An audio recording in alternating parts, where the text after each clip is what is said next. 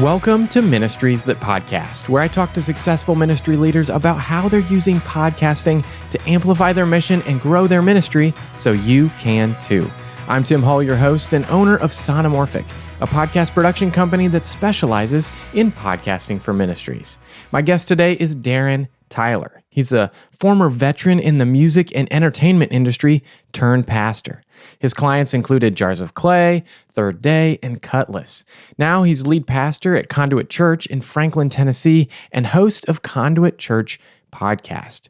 Darren and I are going to talk about starting the podcast back in 2008, why they have two podcasts in one, and then the decision to start publishing video episodes just less than a year ago.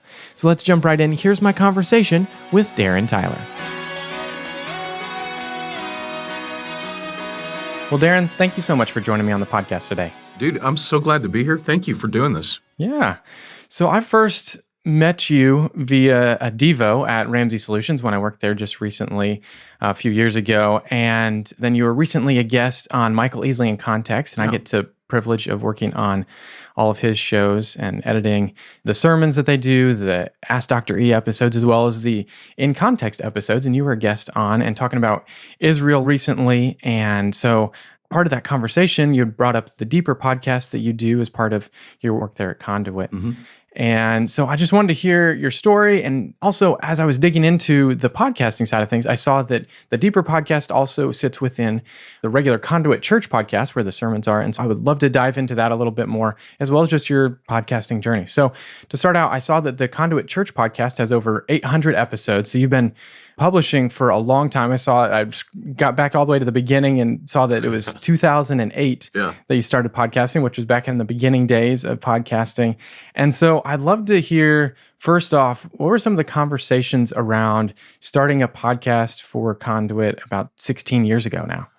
So thanks again, Tim, for having me. I actually love this concept of a podcast about a podcast, kind of like Inception, but for podcasts. Yeah. But if you go back to 2008, we actually didn't know we were a church yet. I was working in the music business, had my own company, had my own life. I literally, actually in 2008, if you were to ask me, in fact, our MySpace page, which is how long ago this was, said, Conduit, we are not a church, we just act like one. Because I just thought of us as a Bible study and as a mission organization, even though we wouldn't have even used language like organization. But at that moment, golly, 2008, that's weird to think. We had, lots of musicians. Nashville is a very transient community. And we had become a main source of Bible study for musicians, crew, that were touring. So podcasting at that point was literally just us pushing our episodes to the place where our people were. So it wasn't necessarily us trying to get people to come to us. We were trying to get to them. And I mean, if you've listened, and I pray that you don't, because they're not that great. Like it was, but it was just our feeble attempt to take that to the people that were part of our mission. And we would use some of those episodes or some portion of it to talk about, hey, here's what happened in the mission this week. And here's, the Bible study. And that was about as much thought as went into it. I consumed all of my content by then was coming from podcasts and at least audio kind of stuff. And so it just seemed like a natural fit for me and for our people. Yeah. If you think back to 2008, what were some of the other podcasts that you were listening to at that time? I'm a little embarrassed because, so before podcasting, NPR, Bruce Williams, TalkNet, like AM radio, and even Dr. Easley for that matter, like when you're driving around, so you live in Columbus, when you get out into rural parts of Ohio, Kansas, Nebraska, middle of the night, the only thing available is going to be a Moody Bible Institute radio show or NPR were the two main things. I loved Radio Lab back before they were an activist organization. I was listening to This American Life. I was Click and Clack, the Tappet Brothers. Like I was all in, and NPR was one of the first ones in that space. And there was a dearth of content from, like my favorite Bible teachers, you still had to I guess by that point you could email and they would send you like on DVD, like their MP3s, or some of them had really antiquated players within their own websites, and they were terrible. And eventually they started coming online. If I remember, I want to say Mars Hill Church. There was a few churches that were some of the first ones in that space. like is always the case with Christianity, it took a little bit for us to catch up to what the technology of the world around us was doing. In those early days, the answer is I was listening to a lot of like cotton candy for my ears, a lot of educational stuff, but not a lot of Christian-centered content at that point. Yeah, well, things have come a long way since then, obviously, with your podcast as well as podcasting in general. There's so many more podcasts available and so many around Christianity as well. But when we were talking about having this conversation, I was emailing you, you had mentioned something that I thought was interesting, that kind of the premise for the deeper episodes on the podcast was to replace the Wednesday night service that is basically dead now. So I'd love for you to unpack that for us and explain what you mean by that and how that plays out now with the deeper podcast. Yeah. How old are you, Tim? I am 32. Okay. Oh, yeah. 32. Be 33 in You're December. a puppy. Back in the late 1900s, when we were still making, fire with sticks, churches had a multiplicity of services that people just went to. You had Sunday school on Sunday morning. You had church itself on Sunday. There was a Sunday night service. There was a Wednesday night service.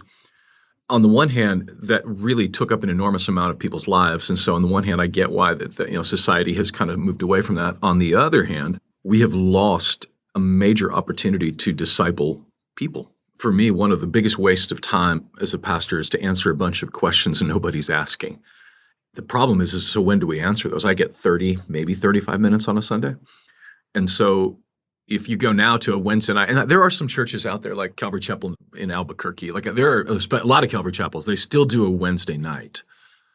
But if you were to do a camera shot of the audience, it's like 20%, give or take, of the overall church attendance. So for us, it was like, okay, we can either just keep wringing our hands about how do we get information, how do we teach, how do we disciple, or we can, again, go where the people are. And people are at drive time, people, driving to and from work, people mowing their lawns, like they're consuming content. So let's do that. It doesn't replace gathering, right? Like it just doesn't. It's one thing that the COVID restrictions proved was that God was not being arbitrary or capricious when he said, do not forsake the assembling of yourselves together. There's so many, like the numbers are incontrovertible. The research is that people gathering is a good thing. It does not replace that. But what it does give some replacement to is answering the questions people are asking. And so, we've treated it like that. And it's a lot like the old school church. They do have like maybe one or two verses on a Sunday morning, and then they would do a deep dive on a Wednesday night. And so that sort of became and looking at the numbers, like we actually have more people participating via the podcast as far as that goes than we would have had on any given Wednesday night. Yeah, sure. That totally makes sense.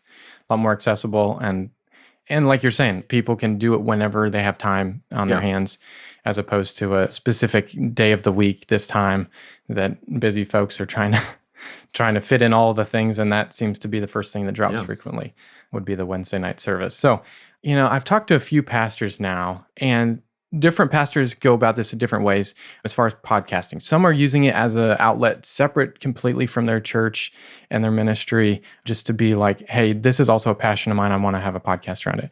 But your podcast specifically is very much integrated to all things Conduit Church and Conduit Mission. And so I'd love to hear your thoughts and why that's been your approach.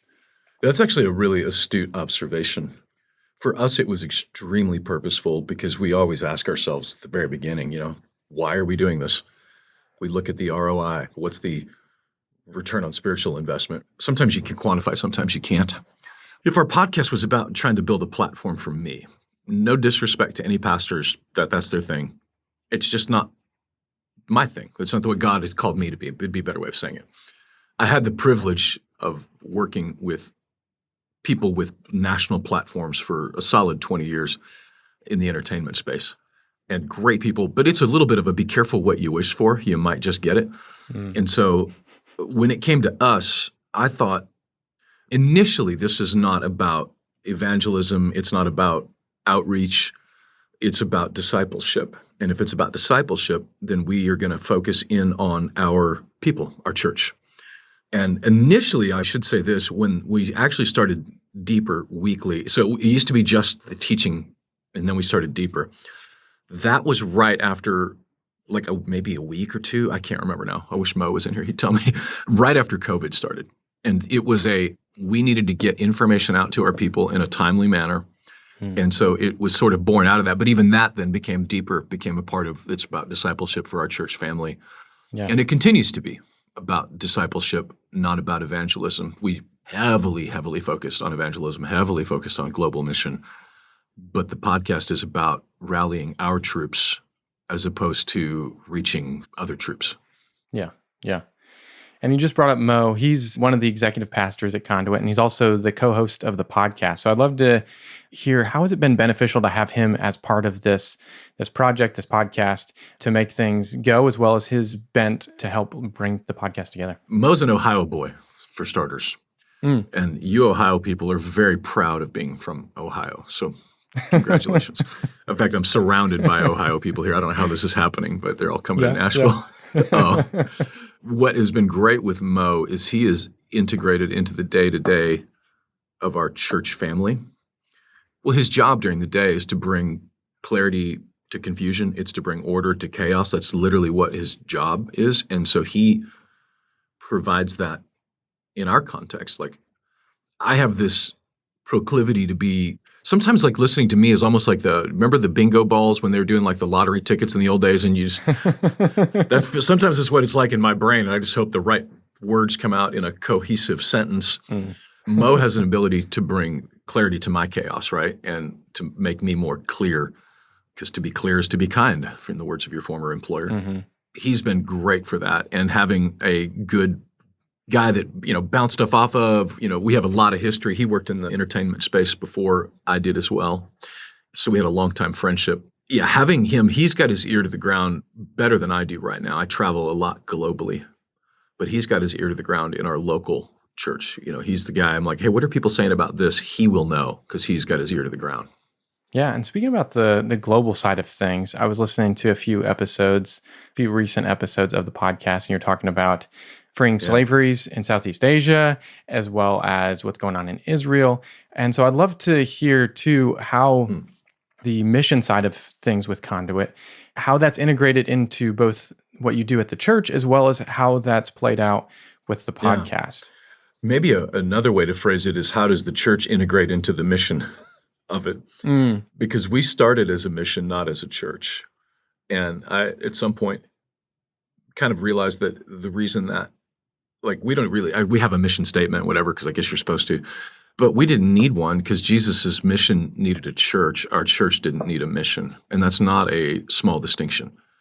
For this mission to be accomplished, go into every nation, tribe, tongue, it necessitates a local church. There is no plan B. So we joke that we're a mission with a church department. And the podcast has been a great way to, again, so I've got 35 minutes on a Sunday for a sermon. We're going to have to also do worship. We do communion every week. There's a lot going on. And so what is it that we can do on a Sunday? And we try, by the way, every Sunday we call it a mission moment. Like, we don't pass an offering bucket. There's no, there's not even we actually forget about it half the Sundays. Hebrews 10:24, when you come together, inspire one another to love, to good deeds, verse 25, forsaking not the assembling of yourselves together. So we would say, hey, when you come together, why are we doing this again? Well, we're here to inspire you to love and to good deeds, to this mission. So that's what our Sundays look like. And then our incorporating it into the weekly podcast allows us, to bring awareness in a way that we just couldn't on a Sunday. Like, Haiti is a great example. There's so much going on in the world right now that for the most part, people don't know that 90-minute flight from Miami, there is a civil war, failed state, Somalia, but with a bunch of Jesus people in there. But there's just not a lot of coverage on that. So people just don't know. That gives us a chance to give a voice to people who are crying out and no one's listening to them. And so incorporating that into our podcast means that we get to have a chance. Maybe the whole country won't know, but at least the listeners of the Deeper podcast can say they know. And then, of course, once you know, what is the Lord asking you to do about it? Yeah. And so as I talked about in the intro, you've put the Deeper podcast and the Conduit Church podcast. It's all together. There's just deeper episodes within that. Tell me about the decision to do that, as opposed to, hey, this is maybe like the Wednesday night thing. It's like, it's another thing going deeper, but it's over here a little bit. And then there's still a Sunday morning thing. You decided to put those all together. And it sounds like that was because they are very much cohesive in what you're doing on a Sunday morning to what's happening. And that's just going deeper. But I'd love to hear your perspective on the decision to do that. Look, I'm not an expert by any means at 53. It's why I surround myself with 20-year-olds, because they know. This is a long time ago, Tim, but I was 22, maybe 23. I was working for a guy. I was booking bands for him, and I started booking Third Day, this band called Third Day. Yeah. Nobody knew who they were in 93. And I almost got fired for it. My boss I remember the drive, like to this day, we're going down to West End, and he's like, we just can't sign every Third Day that comes along. We got to be exclusive. And of course, later, within a year, actually, it worked out really well. But my point is that at that moment, I never forgot that a 50-year-old guy had no idea what was coming down the pipeline. So I'm actually surrounded by 25-year-olds. The guy that produces our podcast, Micah Tiemann, he is 22, and they know what's going on. And so for them, they felt like the simplicity, instead of scattering and trying to build this brand and this brand and this brand, not that we wouldn't maybe do that eventually, but even if you look on our social media, like our Instagram, our YouTube, and by the way, I don't know that you can separate those anymore. I feel like podcasting and social media, as well as YouTube, they're all intertwined now, and we treat them as such. And if you look even on our Instagram, like you'll see that the audio on there from teaching stuff is not only is it not just me, I'm 1/10 of it. Like we've got our youth guy, our college guy. It's like a Barstool Sports, but for church, right? There's all these personalities that are running around that are all personalities. We've tried to incorporate it under one roof. And the thought was the simplicity for our own people. And this was maybe me projecting my own way of consuming content. I would rather have one podcast that I'm subscribed to for Conduit Church than having to have 5 different sub ones, or even 2 or 3. But then, on the other hand, I'd be interested to hear your thoughts on this. You had to go searching for the deeper podcast, and it wasn't immediately obvious where to find it. What do you think about that strategy? Do you think we need to be building them out differently in different silos? Not necessarily. So the thing that gets a little confused, like if you Google deeper podcast, at least the first thing that came up for me, I think it was a YouTube episode of the podcast, because you also recorded it on video, and I'd love to talk about that later as well. And so it was on YouTube. Being a podcast guy, I'd by default then go to my podcast app and I'm like, oh, where can I listen to this? But then when I type in deeper podcast, it wasn't coming up, and I was like, oh, that's weird. And then I think I went back to YouTube and then went back out or something of that nature, and saw that, oh, this is part of this whole podcast. Or maybe it was actually even I went back to the Google search page and found an Apple podcast link to one of the episodes. And then I saw the podcast name up top, but the album artwork was different. So you had to work for than the Conduit Church podcast. There was a little bit of that, but partly to your point, you're the pastor of the church, and you're also the main voice on the deeper podcast. And so I feel like that brings it all together. And the way that those play off each other works well. I think the only reason to potentially split it out, and this is some of the stuff that I learned at Ramsey from the YouTube guys, from Connor Wagner and some of the guys over there, that there's not necessarily a reason to break it out unless one type of content is cannibalizing the other. Specifically on YouTube. Like Connor was doing the YouTube stuff over at Ramsey, and so it was like with the Ramsey show, there's the full episodes, and then there's the highlights. And the reason to break that out was because the highlights would get so much more views that when you published a full episode and it didn't get as many views, then YouTube gets confused and like, oh, people don't like some of your content, so maybe it's not as good. And so then eventually you split that out to be, okay, this is the highlights. There's definitely a group of people that are wanting to see this, and this is performing really well, but there's also people that want the full episodes. And so we want to still give that to them, but not have it muddy the waters and get the algorithm confused. And I think part of that is the YouTube algorithm side of things, that it makes sense to split it out. Whereas the podcast audience is a little bit different, that as long as the podcast audience has the expectation going into it of, hey, this is what you're going to get on this podcast, they're pretty good with that. But if you start to see that, okay, we're getting a larger audience on one versus the other, then it would be a time to ask, okay, maybe does it make sense to break this out so that we can dedicate this show to this audience, if you basically are ending up creating two audiences of these people are showing up for the sermons and these people are showing up for deeper, and they don't necessarily overlap as much. When I talk to clients that I work with on podcasting, that's usually what I end up saying is be careful not to create two different audiences on one podcast that then it doesn't feel cohesive. But I feel like what you've been saying and what I've heard, what you're doing is pretty cohesive from frequently, like the Israel episode that you recently put out. The same guys that were on the podcast and discussing what went on and having a conversation also were with you on Sunday morning and sharing some of that story as well. And so I feel like those go together really well. And so I think that makes a whole lot of sense of also the whole concept that this is taking it a step deeper if you want to hear more.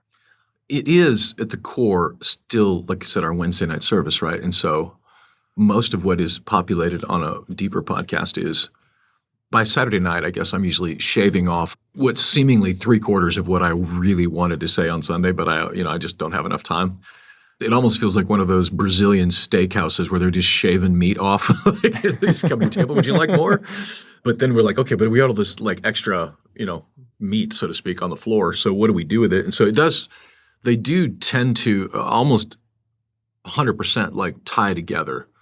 I got a couple upcoming episodes where they're going to be interviews, but it'll still tie, like we're scheduling them around like what I'm talking about on a Sunday so that it ties together. So it's interesting. And we're getting about the same. It's interesting. The Sunday mornings and the deeper seem to have about the same amount of views on YouTube as far as downloads on podcasts and stuff. They seem to be about the same.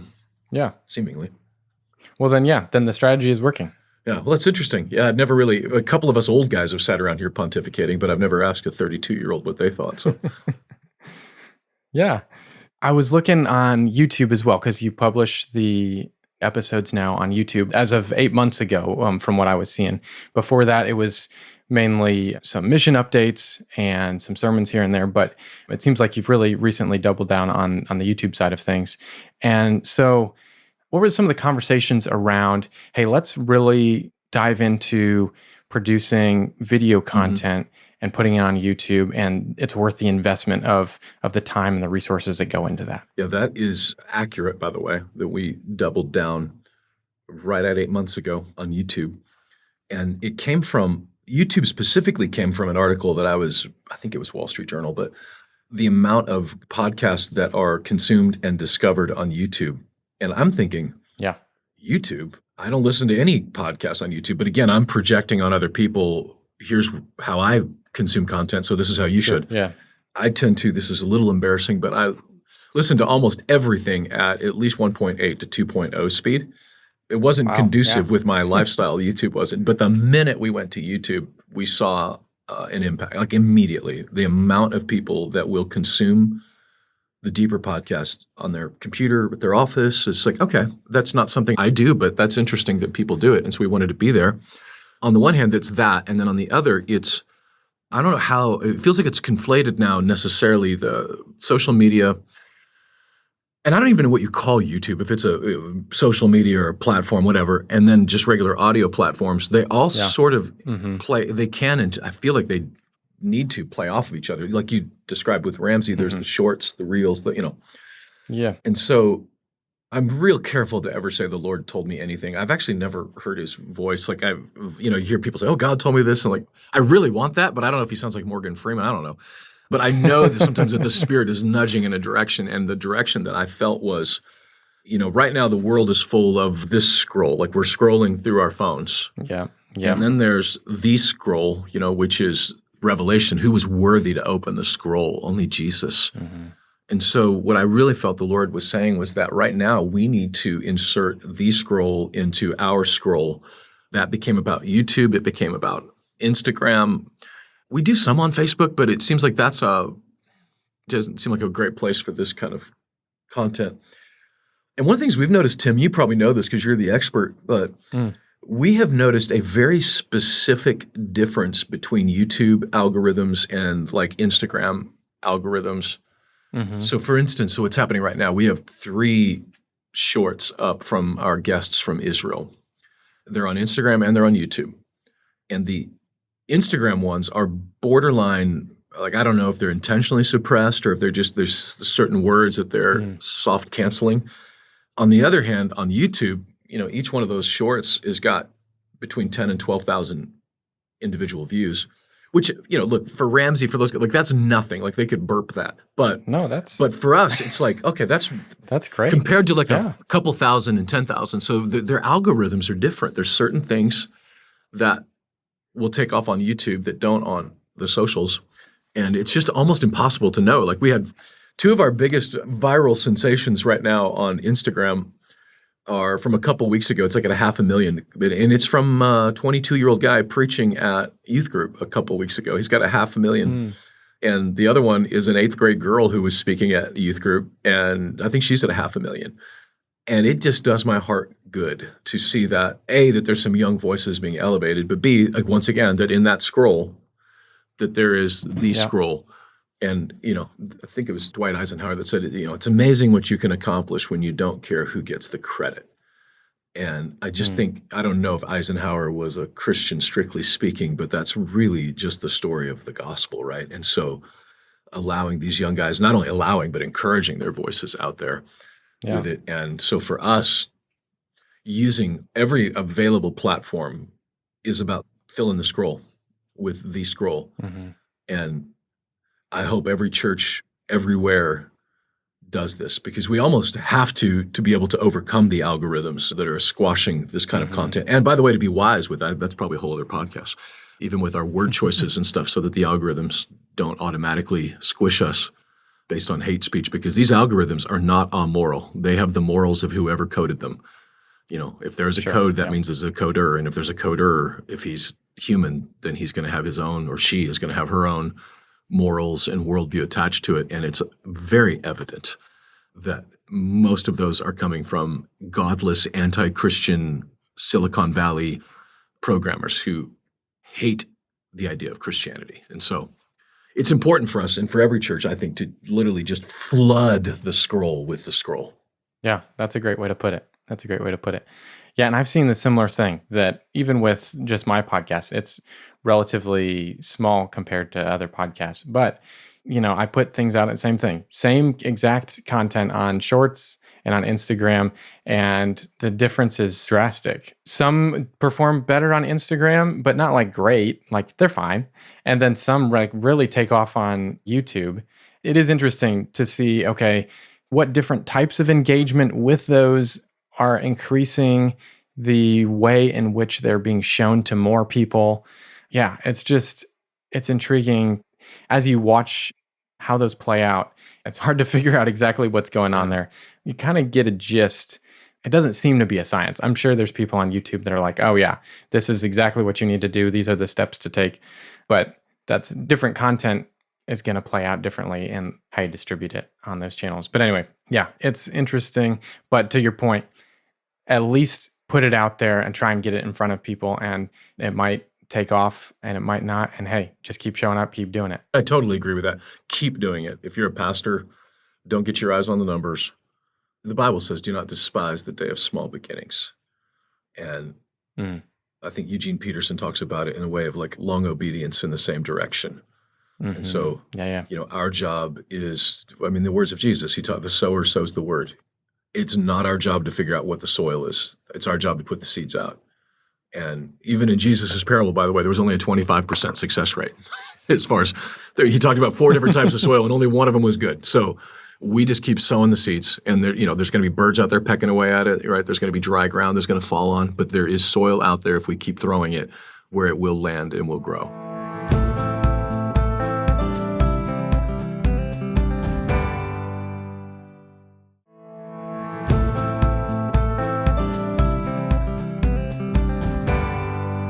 Like I was saying a little bit ago, I recently listened to the Modern Day Slavery episode. And actually, we were talking earlier, like how people consume this content. I was mowing the lawn when I listened to this episode. It was crazy to hear. And this is the point of the podcast, right? To bring awareness to stuff that people have no idea is happening in the world.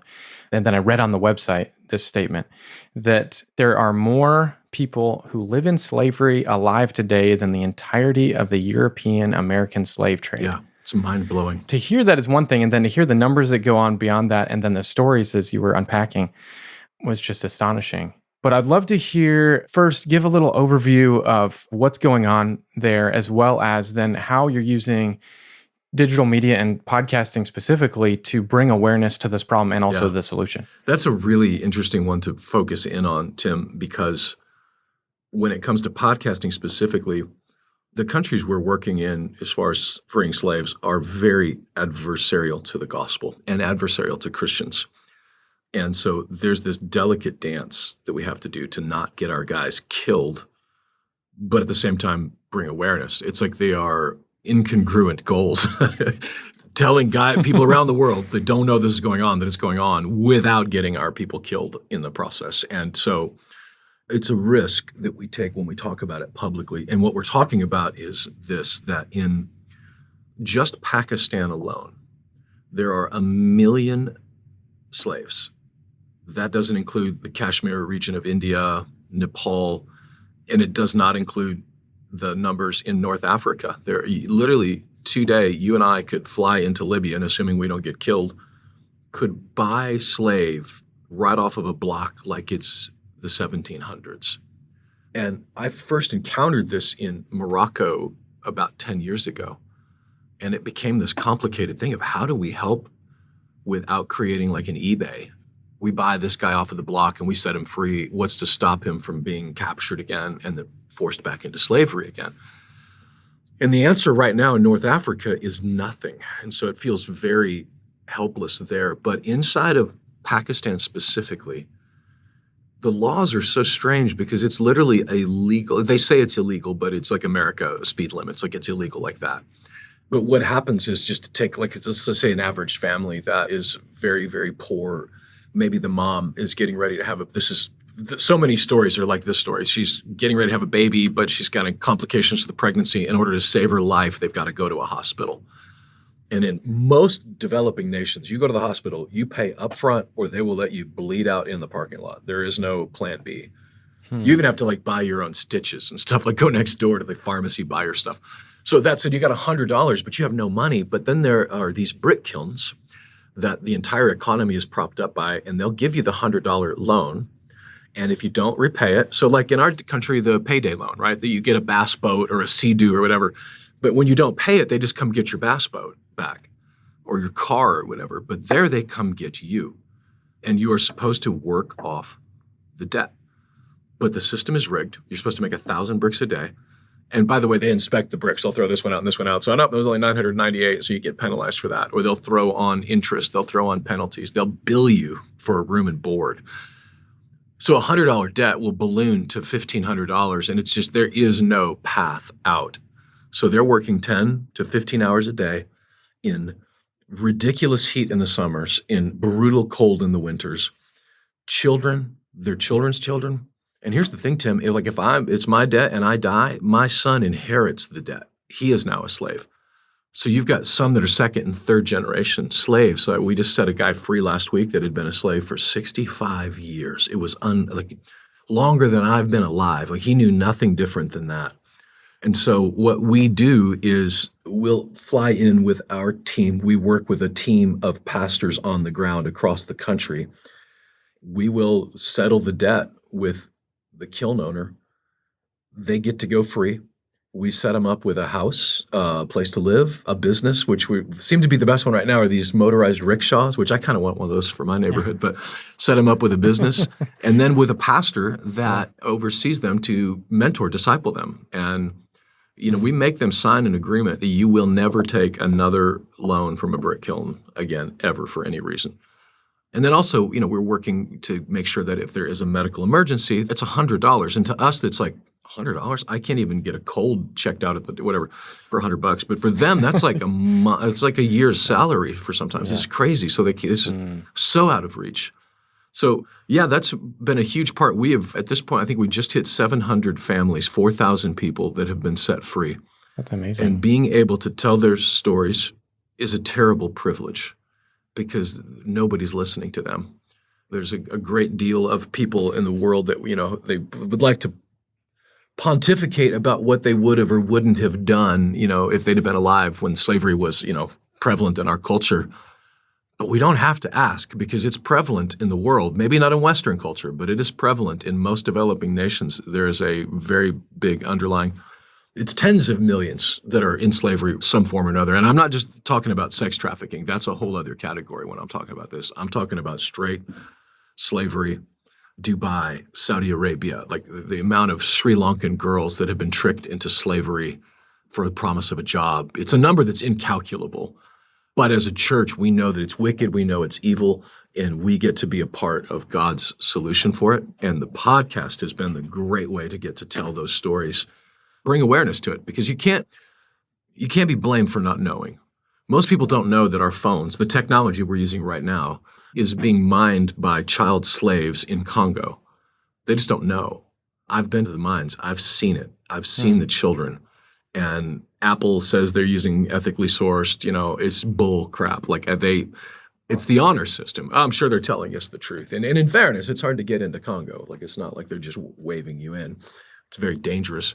So the question is, okay, this is the problem. What do we do to overcome that problem and to be a part of the solution and not part of the problem? Because short of us going back to rubbing sticks together for fire, it's unavoidable right now in our culture to almost anything we use technology-wise that has not been touched by child slave labor somewhere in the world. So either we become, Luddites and do nothing, start churning our own butter and, wearing no zippers or whatever the Amish are doing, I don't know.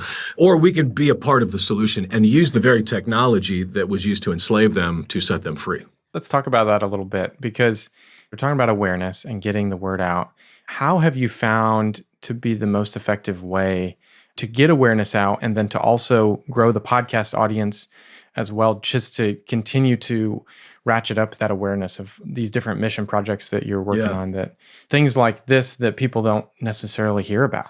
In the music business, guys like Steven Tyler with Aerosmith, I remember this article from Rolling Stone in 2001 or 2 where he talked about how much he hated the song Angel, but that he does Angel on a record because then he can do whatever the heck he wants with the rest of the record. It's a really astute, wise business decision. When it comes to us, we delve into topics, the Nephilim, stuff that's a little left of center, but it's still in the Bible and it is worthy of talking about. But those are the questions people are asking, so why wouldn't we want to answer those? Yeah. But they become it's almost like, I don't know if you guys are dog people, but you're trying to get your dog to take a pill and you put a little bit of peanut butter on it with a little piece of bread and they don't, otherwise they spit it out or they won't go to it. In general, it's a buzzkill to know that there is slavery in the world. Because what do I do about that? It's a bummer what's going on in Haiti. It's a giant bummer. It's do I really want to, But we are answering the questions they're asking and then using that as the peanut butter, so to speak, to get the rest of the medicine in. In the early days of Conduit, I learned some lessons once we became a church, and that was that on a Sunday morning, the stuff that the interview with the Iftach and Elad, that's heavy stuff. And I have to constantly remind myself that the vast majority of Americans never encounter that in their daily lives. Yeah. And so it's super heavy for them. So I do have to remind myself that so that it's not so heavy that we lose people, but also that it's truthful. And using the Deeper podcast has been a great tool for that. Yeah. I feel like a great part about those episodes, though, is that I guess not always, maybe the Israel one wasn't as hopeful at the end, but at least the slavery one specifically, as Blake was talking about some of the awareness and just you can totally do this. You can be a part of this. You don't want to be a downer every episode and be like, well, this is horrible things that are going on in the world. You should probably know about it, but you may not want to actually keep listening to this if you realize that that's what's going on. Yeah, we try to never bring a problem without a solution. If there's a problem, that's one thing, but being able to do something about it is what makes it less heavy for people. And Israel, interesting enough, is one of the heaviest ones to me because I have so many friends there. So it's heavy, and it's hard to know what's next there. We're in uncharted waters, At the same time, we're building out a sports complex over there. We're about to wire another $100,000 It's wild because where we're doing it is this place called Ein Absor, which is right on the border of Gaza. It's the same exact place where David and his mighty men retreated before going to finish the Amalekites battle. And the hill where they believe it happened is literally right outside. And Hebrew for gospel is Habsor. So we felt like God brought us specifically to this small town, not a single Christian living there. And honestly, one of the things that I say this, tying it to the podcast, I know I'm kind of rambling now, but our Jewish friends are watching us right now. They, for the most part, as we talked about in that interview, were brought up in a world where they were taught to be afraid of Christians. They don't know Christians, which is bizarre to me. In a world, they literally live in a world where the most touristy for Christians in a world probably is Israel, and they just didn't, because of the way the world was set, they just had no interaction. But that said, now they do, and our opportunity is to interact with them in a way that it's just like Jesus would have interacted with them. They're our brothers, they're our sisters. And they know, and I say they, the ones I know anyway, that the entire world has turned against them. But for some reason, these bizarre evangelical Christians that they have no wheelhouse for are being kind to them. And so it's been a really fun journey. And the podcast has become that because we're sending, like we did an episode with Patricia Heaton and stuff. Like our Jewish friends are watching us. And so giving them an opportunity to hear our heart.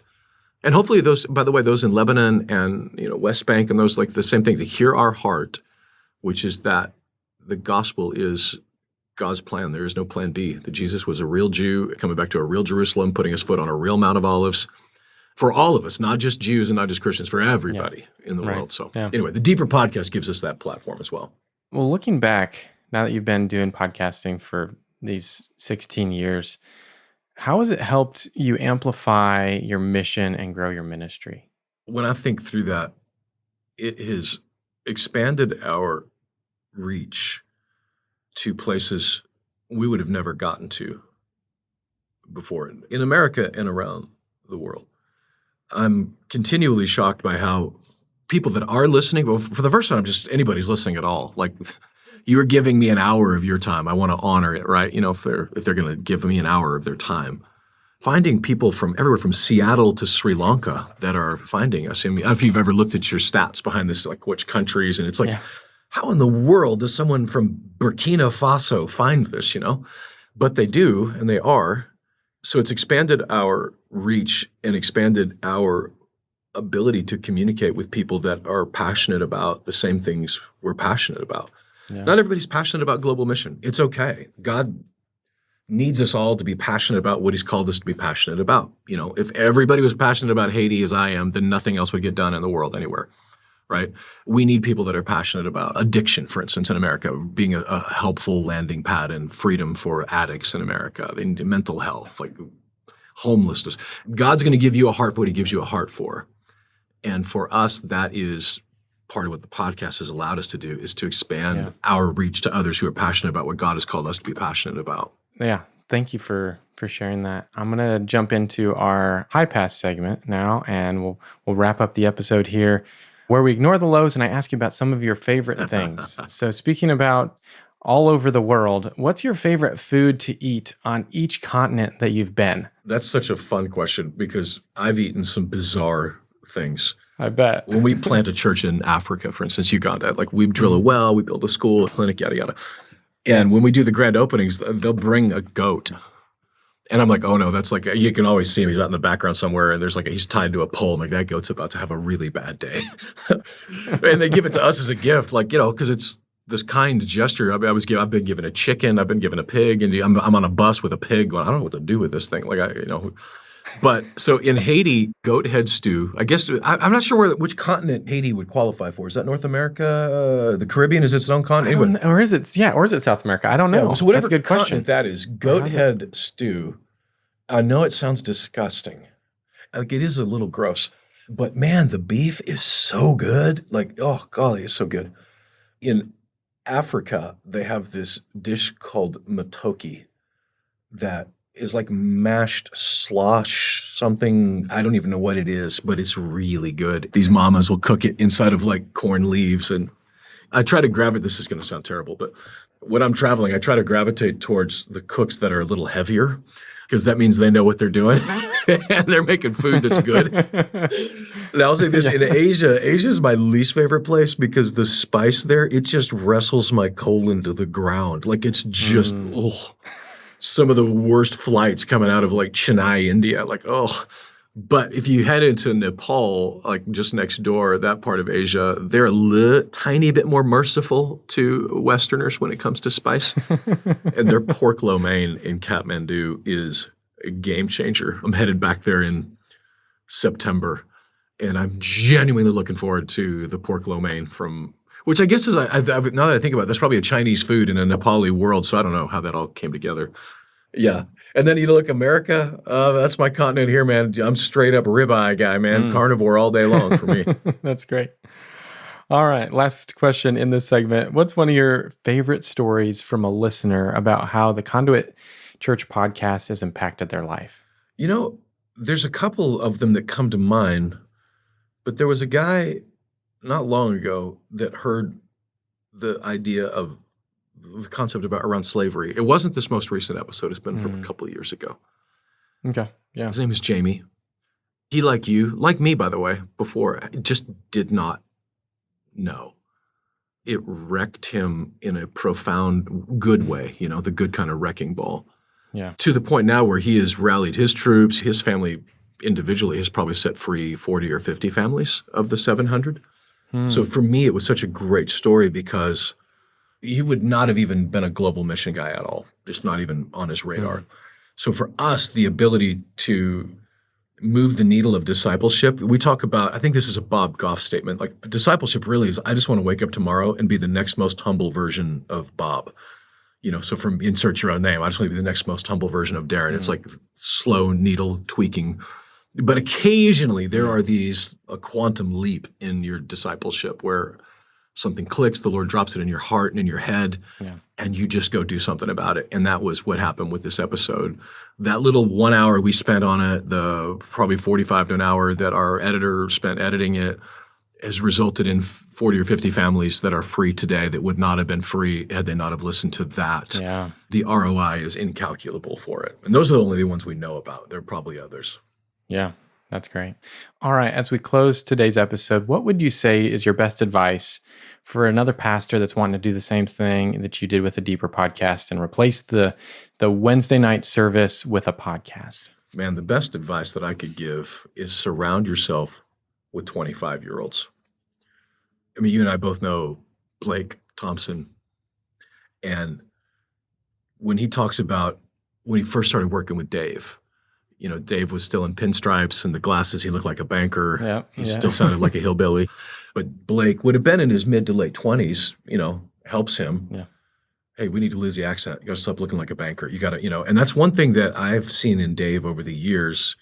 And by the way, it's one thing I've seen in people that are successful, like Toby Mac, for instance, who completely switched industries, surrounded by 25-year-olds and rabidly curious and listening. So if you're a pastor and you're thinking, how do I get into this? There are hopefully some 20-somethings in your church that you should be at least having a coffee or a lunch with.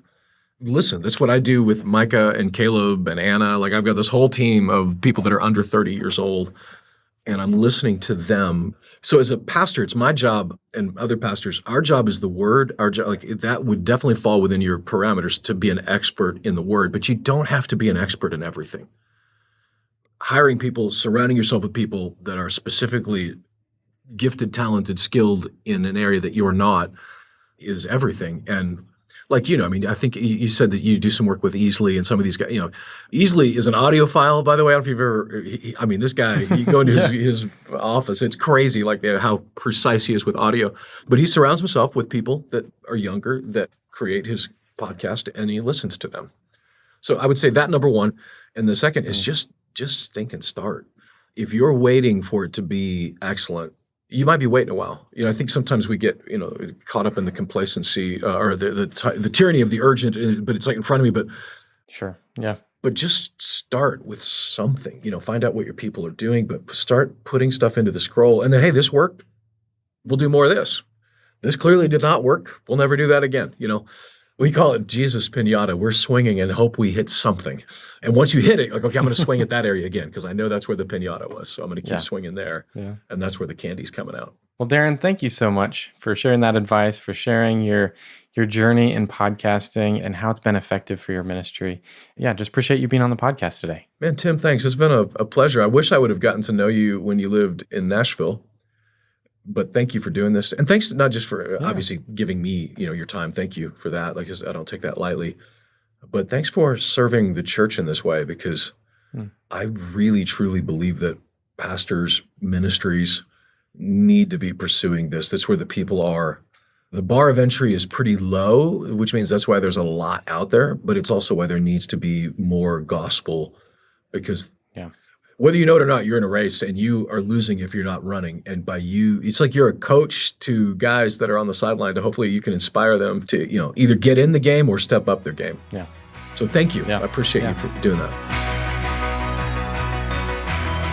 I really enjoyed my conversation with Darren, and he's doing some fantastic work, both there in Tennessee through Conduit Church and then around the world with Conduit Mission. If you want to learn more or get involved with Conduit Mission, I've got a link for you in the show notes. And then, of course, you can listen to Conduit Church podcast and then those deeper podcast episodes that are in that same feed with the link in the show notes. Well, that's going to do it for this episode of Ministries That Podcast, produced by Sonomorphic. If you enjoyed today's episode, follow or subscribe to the podcast and share it with a friend. That's the best way to get the word out, so together we can help more ministries grow and thrive through podcasting. Now come back in 2 weeks to hear my conversation with Jeff Pitts. He's a pastor and the host of The Collective Conversations. Jeff and I are going to talk about how he got started in podcasting back in 2019, starting his own podcast after several years of co-hosting another podcast, and then the value of having a podcast alongside vocational ministry. Well, until next time, keep encouraging your audience as they follow Jesus.